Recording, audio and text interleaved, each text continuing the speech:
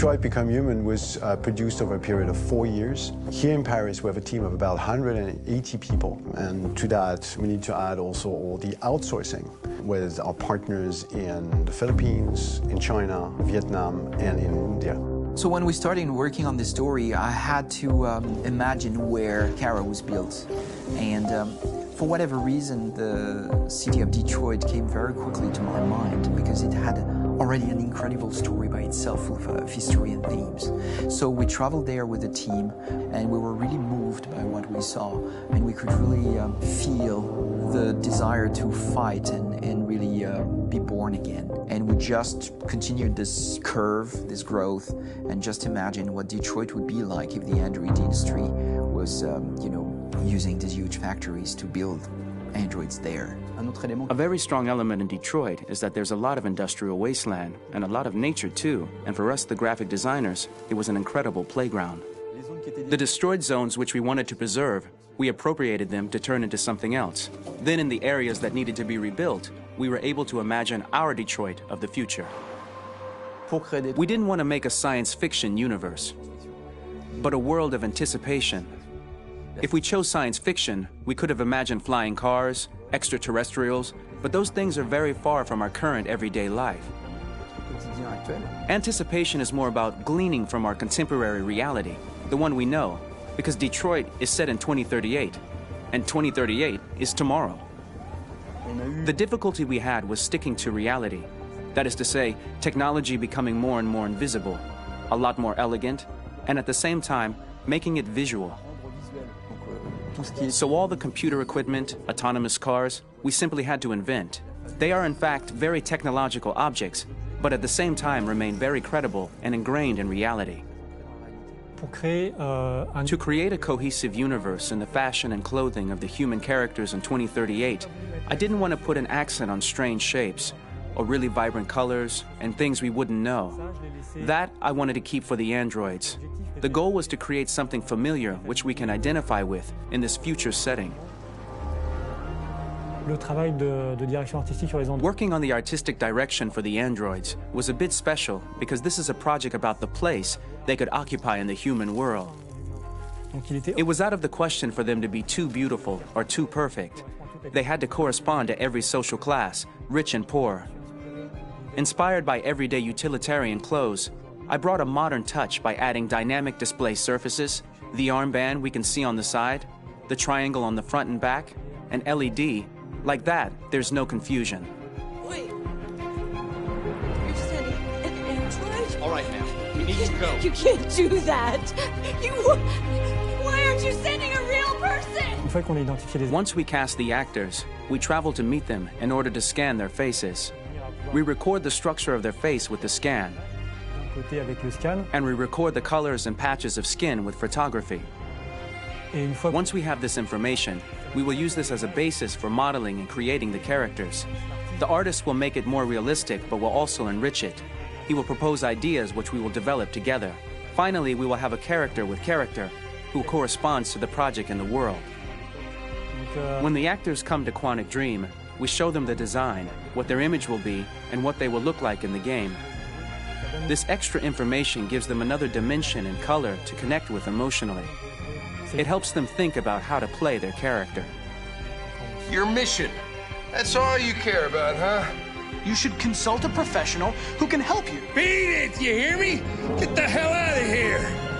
So there are 3 types of shoots at Quantic Dream. Shooting and performance capture, where you capture the whole actor, his voice, his face, and his body. These shoots are obviously done with American actors because the game's original version is in American English. After that, there are the body-only shoots, representing around 250 days of filming, while the performance capture is 100 days of filming. Now, body-only shoots, there are 2 types. There are the action shoots and the technical shoots, which are mokit shoots. Mokit is when the player controls a character on the screen, and he moves in an environment to explore it. This is of particular importance at Quantic Dream, and therefore we shoot a lot to offer a unique context for each scene and each character. To prepare a motion capture shoot, we first get together to look at the sets we need, the animations that we want to shoot, which ones need to be grouped together, or which ones need to be cut and shot at another time, so that we get the most out of the shooting day.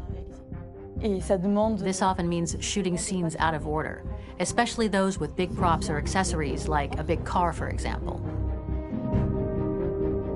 So we shoot all the animations related to that particular prop first.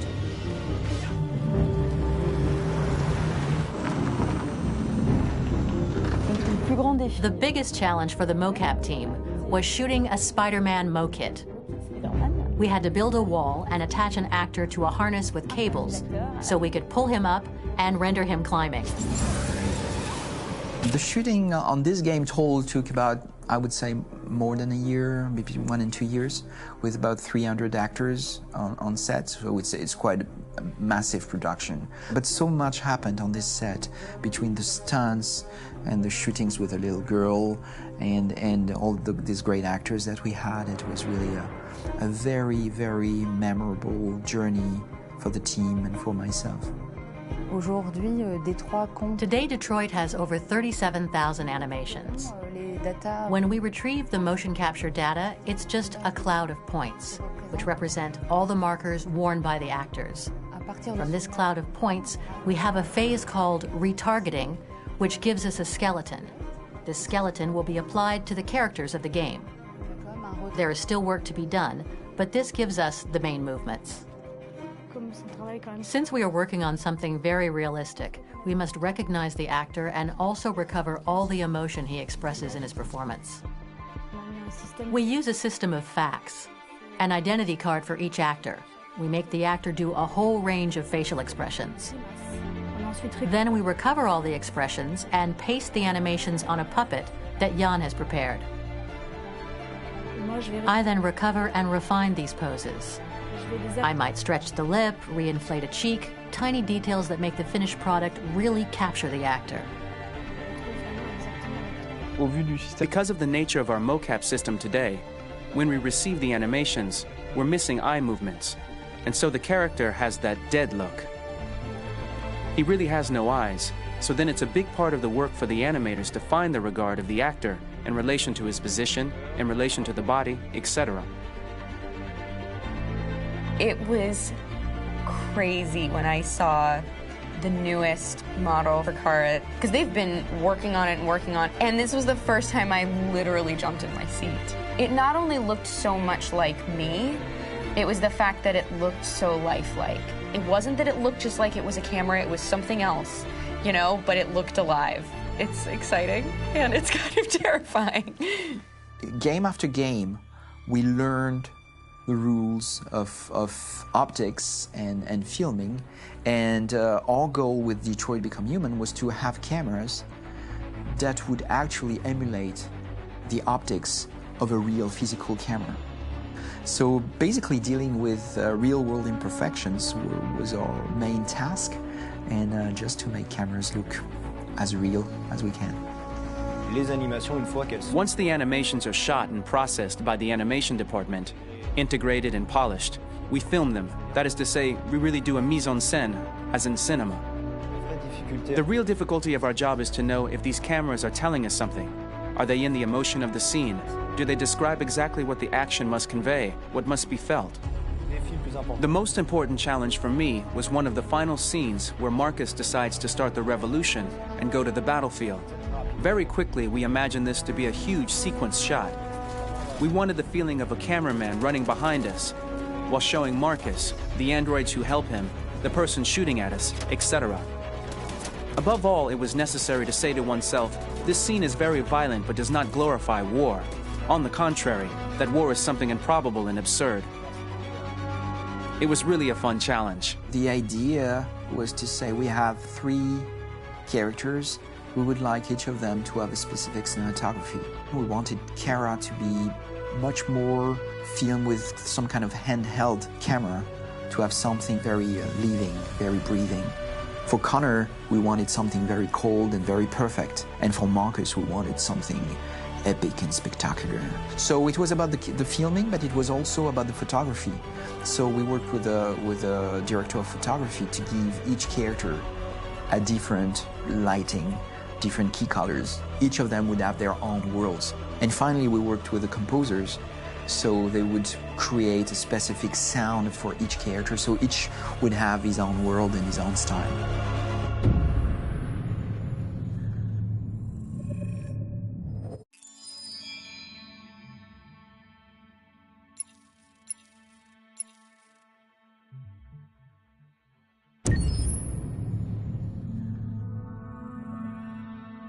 Pour la bande originale du jeu, on a essayé d'être... For the soundtrack of the game, we tried to be very close to what is done in film.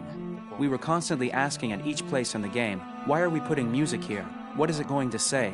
So we focused the music on bringing emotion, which is interactive, and supports the character's arc. I'm sorry, honey. I'm sorry. I'm sorry. You know I love you, don't you? You know I love you. We make games that are very narrative. We're really into interactive drama, so the soundtrack also had to go in that direction, supporting the three characters' very different stories. We really wanted three colors, three musical sound identities, and from there, having three composers made sense, since the story of Kara, Marcus, and Connor are all completely different.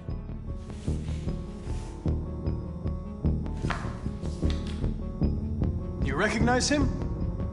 It's Carlos Ortiz. For Connor, we wanted a soundtrack that could be very cold and very mechanical, very machine-esque somehow. For Kara, we wanted a soundtrack that would be very moving and emotional. It was about the quest for identity, but it was also a journey about love and empathy.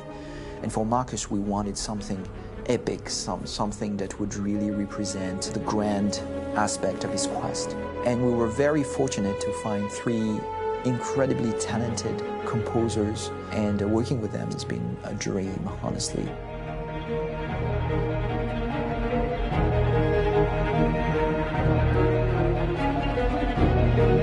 My name is Philip Shepherd, and I'm a composer and a cellist and a producer, and today we're at Abbey Road Studio One, which is my favourite studio in the world, and today we're recording the soundtrack for Kara from Become Human.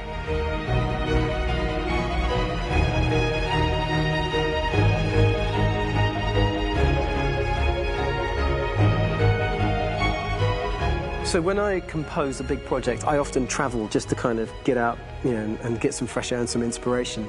And I go hiking and traveling in Montana a lot. I had a log fire in the room that I was staying in, and the flames were kind of making absolutely direct music. And it became the basis for Kara's theme, and it sounds something like this.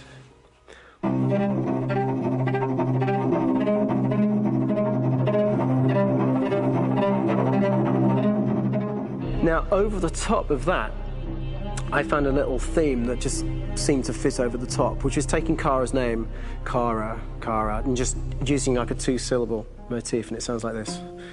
We're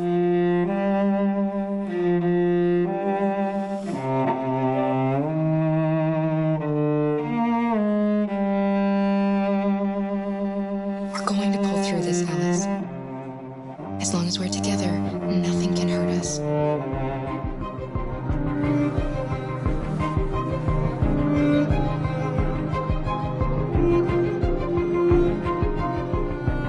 And all the time that's fitting over.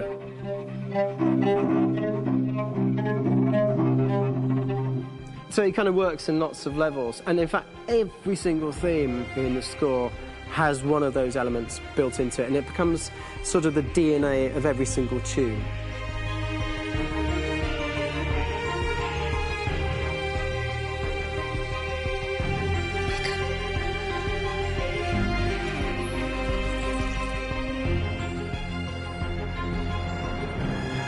For me, writing this theme for Kara, I actually had to tap into what it feels like to be a father to daughters. I really had to tap into everything I feel about my daughters and thinking, well, if I had to write music for them and that sense of trying to protect them but also give them the freedom, that's totally where it came from. Because each composer has been given the sort of narrative responsibility for very different characters, I haven't had to sort of go into other styles. I can actually be very loyal to this particular character and sort of hopefully encapsulate her. But it means also I've suddenly become very connected to this character. And if for some reason it goes to game over early, I'm getting mortified, you know? They're over there! Starting a new project, for me personally, it's always finding the right tone, finding the right color, I like to call it. For me, it's finding that right texture that actually sits against picture really well. One of the biggest things is I created custom instruments for Connor.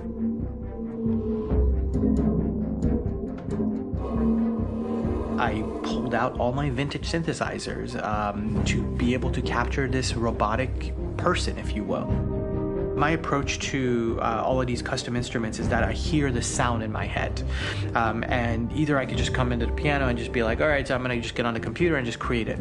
I rather be able to play these instruments physically. Oh, that's nice. You can do that.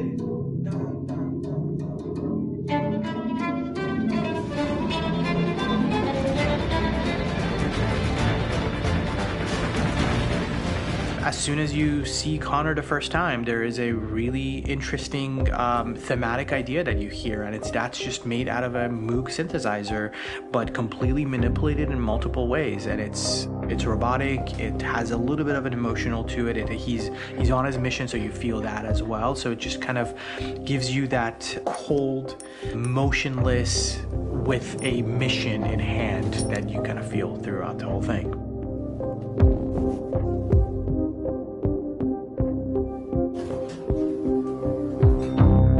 Because the music evolved, one of the things that I was very weary and I was very kind of focused on was the way that the music has to evolve. So my idea behind it was that Connor is a singular android that could at any point become a deviant or could actually stay as an android. So I created a more or less an Connor theme, and then I was able to just manipulate it in different aspects of it. Is everything okay, Lieutenant? Chris was on patrol last night. He was attacked by a bunch of deviants. I'm a human being writing for a robot, and throughout Connor's journey, he meets someone, he meets a partner. So how do you deal with a robot feeling? And I've met a partner that I'm gonna work with, or all of a sudden he sees a dead body. Does this robot have an imagination? Does this robot have a feeling? And if yes, how do you translate that into non-emotional music? So it basically at any point I was just like, I can't do this, and then I just do it. Property was damaged and fires continued to rage in several major districts across the city. Some people are asking, have androids become a threat to our security? When I first started really digging in on Marcus, the one thing that I really tried to capture was the transformation process. You know, Marcus is this android that evolves over the course of the game and really goes from kind of figuring out that he's more than just an android. You know, he's starting to develop kind of a human soul in a way. Try to imagine something that doesn't exist, something you've never seen. Now concentrate on how it makes you feel and let your hand drift across the canvas. The other side of Marcus that I really latched onto was that he almost became a savior for a lot of the other androids in the game. So when I started developing the theme for Marcus, I really made it like a church hymn.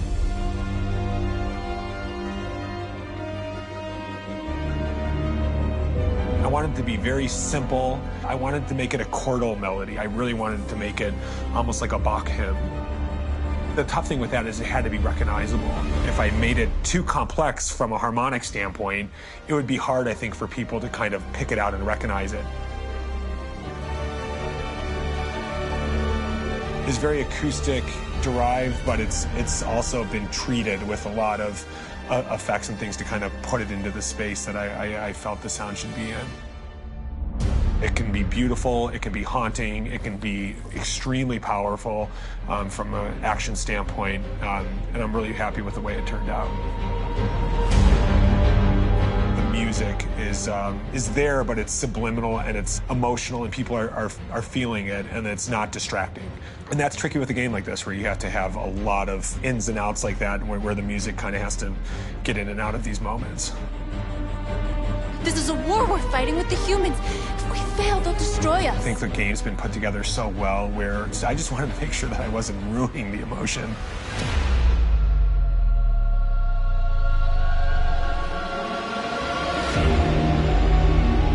I gotta be honest, when we first started on this path, I said, oh man, this could be pretty messy, you know? I mean, it could feel disconnected, but I mean, it's amazing how they really guided us and got us to really kind of all be in the same world, but at the same time feeling completely different. So it's really gonna stand out and kind of be one of those games where people are really gonna notice the music and kind of how it was crafted, and, you know, and all the hard work that went into being able to pull it off in a graceful way.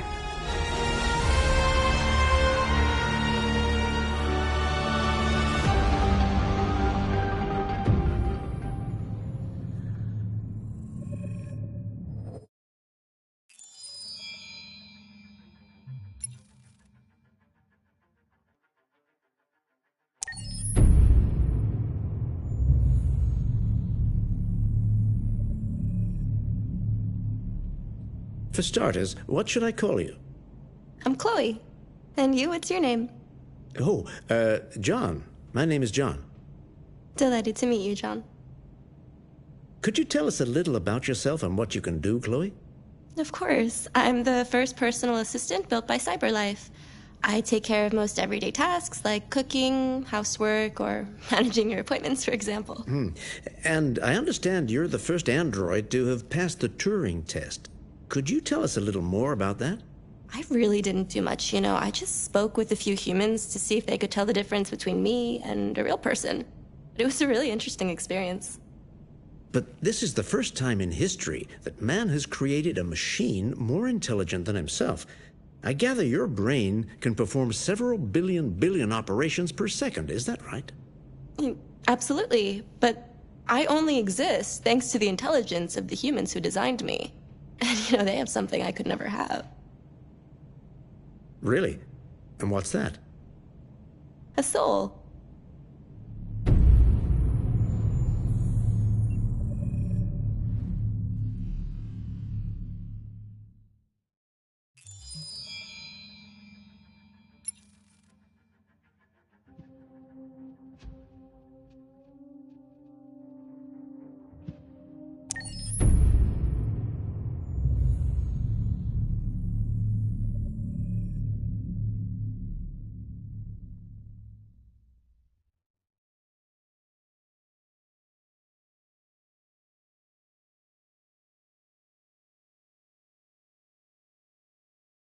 Hold on, just a little while longer.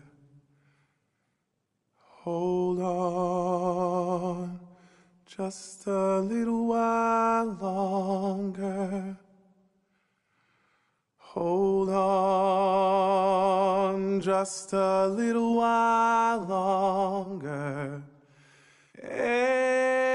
Everything will be alright.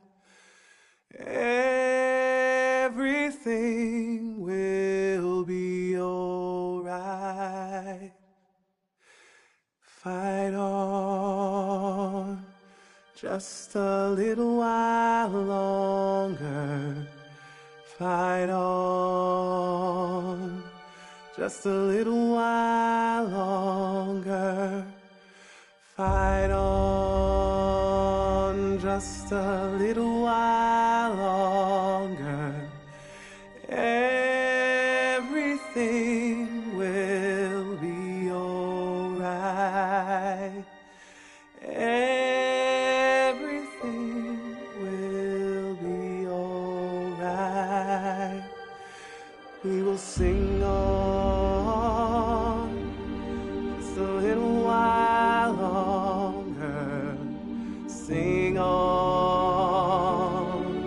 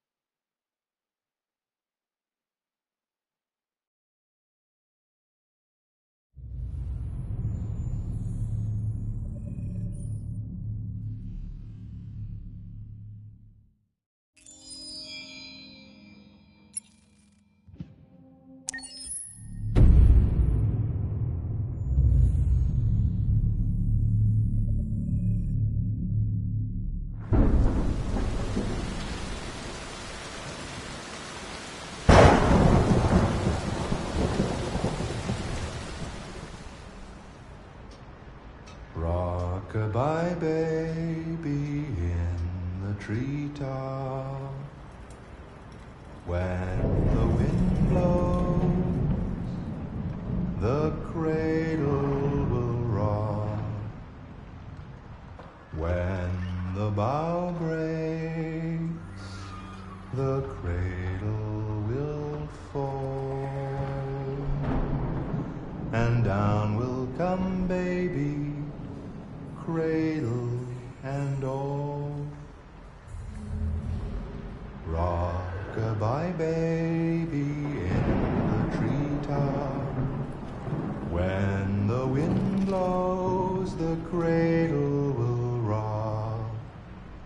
When the bough breaks, the cradle will fall. And down will come baby, cradle and all. Rock-a-bye, baby, in the treetop. When the wind blows, the cradle will rock. When the bough breaks, the cradle will fall. And down will come baby, cradle and all.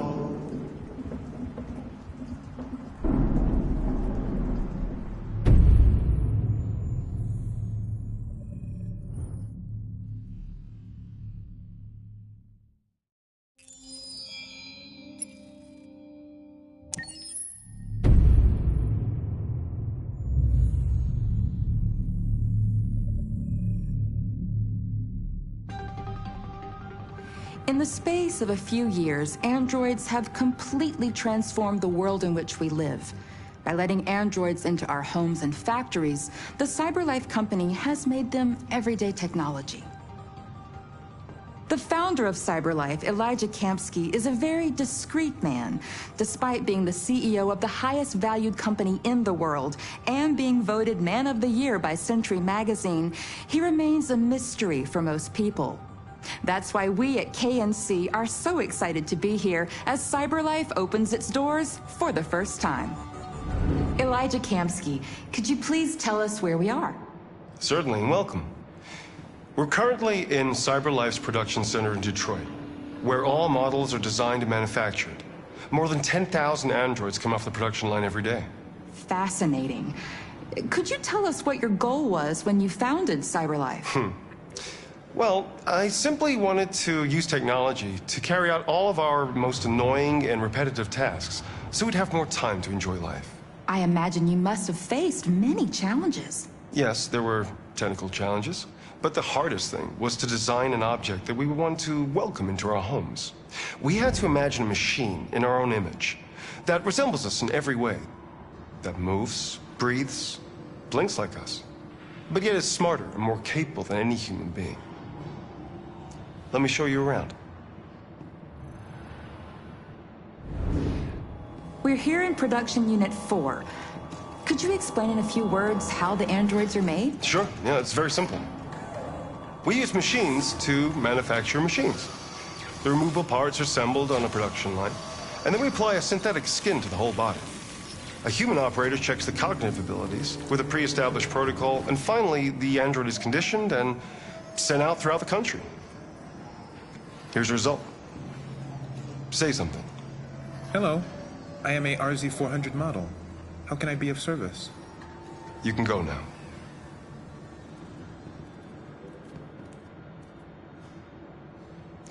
Our androids are already replacing humans in many fields. For example, they represent more than 80% of all university professors and 63% of all medical staff.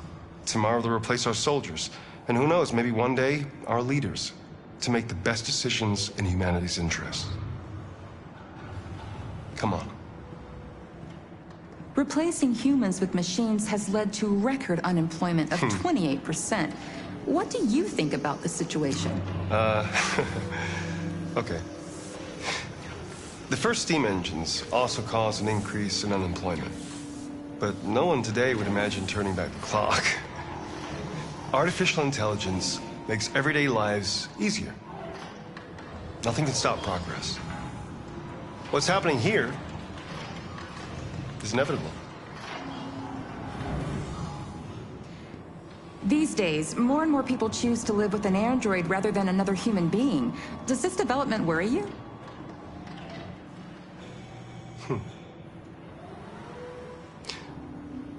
Everything's much easier with an android. They obey your orders without ever complaining. They can cook, discuss philosophy with you, have intimate relationships according to your desires. They never say no. Obviously, they are the perfect partner. Everyone deserves happiness. Why deprive yourself of so-called moral reasons when a machine can make you happy? Many science fiction books tell the story of how machines become more intelligent than us and end up confronting us. Aren't you worried about that possibility? I understand the irrational fears about artificial intelligence, but I assure you, that will never happen with a CyberLife android. They're designed to obey humans. They're machines. They can't ever develop any sort of desires or form of consciousness. Are you sure? I'm absolutely certain. You can trust me.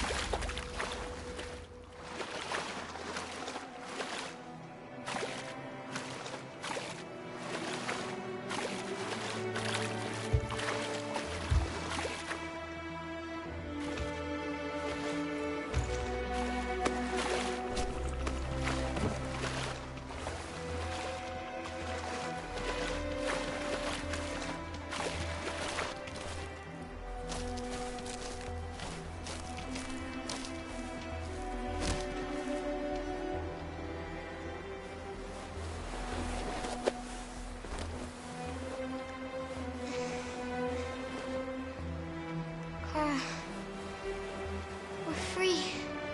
We did it. We did it.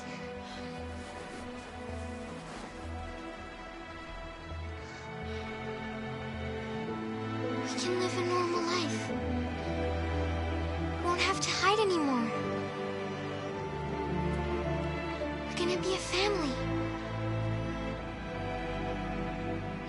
Alice, I can't go with you. What? But why? I don't want you to leave me, Kara. You promised. I love you more than anything. I know you'll be happy without me. Leave me, Kara. Please don't leave me.